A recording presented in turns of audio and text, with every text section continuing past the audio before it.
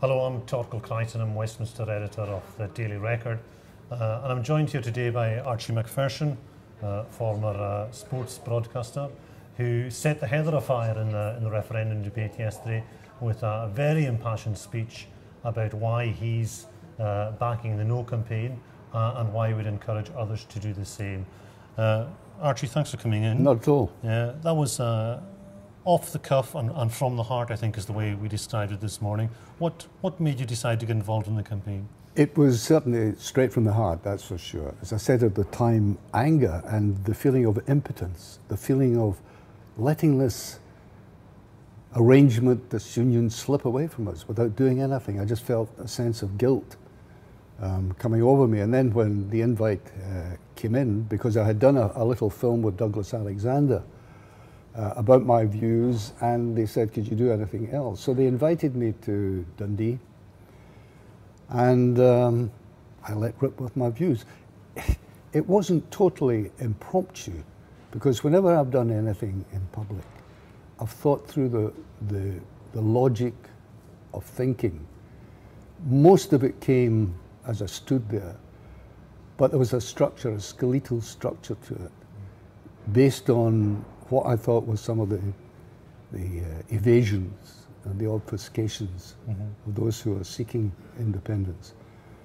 And I had to go on that basis, pointing out as I possibly could some of the weaknesses. You tapped into a couple of things. One of them is a theme that isn't mentioned very often in this campaign. It's a sense of shared values, of being Scottish and being British at the same time. You said food banks in Liverpool affected you as much as food banks in Glasgow did. Of course.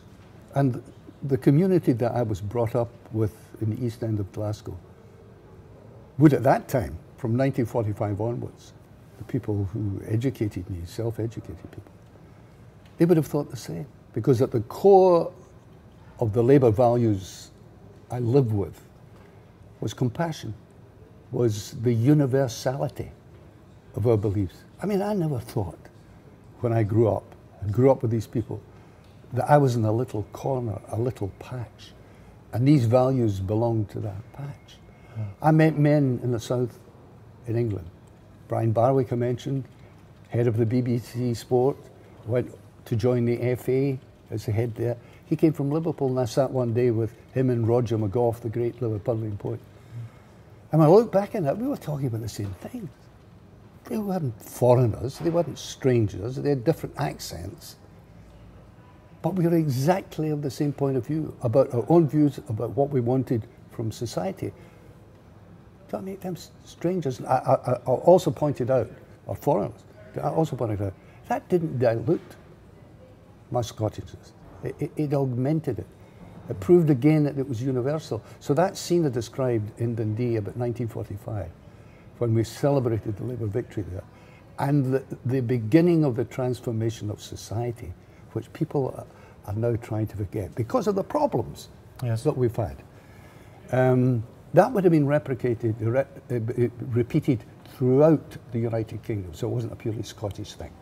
Scottish to my back teeth, I am. As you've heard me suffering the pain and anguish with Scottish football from time to time, there's nobody can accuse me of being less than patriotic. But I'm also sensible. I'm also thinking about this rationally, which I ask people to do, and question these people who say they want a yes vote. Question them closely about why. Give us reasons, give us evidence. The other theme you tapped into is that post-war settlement that brought us the NHS, and you said about the great experience you'd had yourself with your health scare and how you'd come through that. And what did that experience teach you about the NHS and the way it's being used as an issue in this campaign? Well, firstly, the NHS is a marvellous institution. I've had a cancer operation, a serious one, which has been successful so far.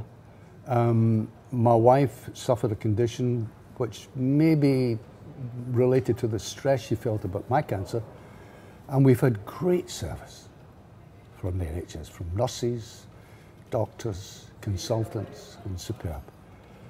So when I saw them, the SNP trying to make political capital out of saying inevitably privatisation will happen to the NHS when it is a devolved matter and so on, making it a political football again, and indulging in the kind of scaremongering that they were accusing the no camp of doing right at the outset. That sickened me, so I wanted to speak about that as part of what I said the other day. And I think it's right to ensure that that people do understand, most importantly, that this isn't a presidential election between one man and the other whom we are going to elect. It's about a constitution, it's about the future of the country. And I think they've got to get away from this mindset and examine the proliferation of reasons why it's necessary to vote no. Mm-hmm. You've said your bit, you've made your impact. What do you want other people to do now?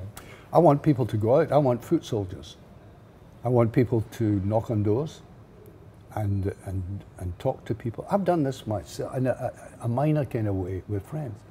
And sometimes when you spill out the reason, you'll get a reaction, I don't care what you say, I'm voting yes. Which is illogical and irrational. People have got to think through this very carefully. If they want to vote yes, of course, just examine the facts. And I come to the conclusion, overwhelmingly, it's got to be no thanks. Okay, thanks. Thank you, Archie. Thank you for your time. And if you want to see Archie's full speech at Dundee yesterday, just go to the Daily Record website and you can see it all there.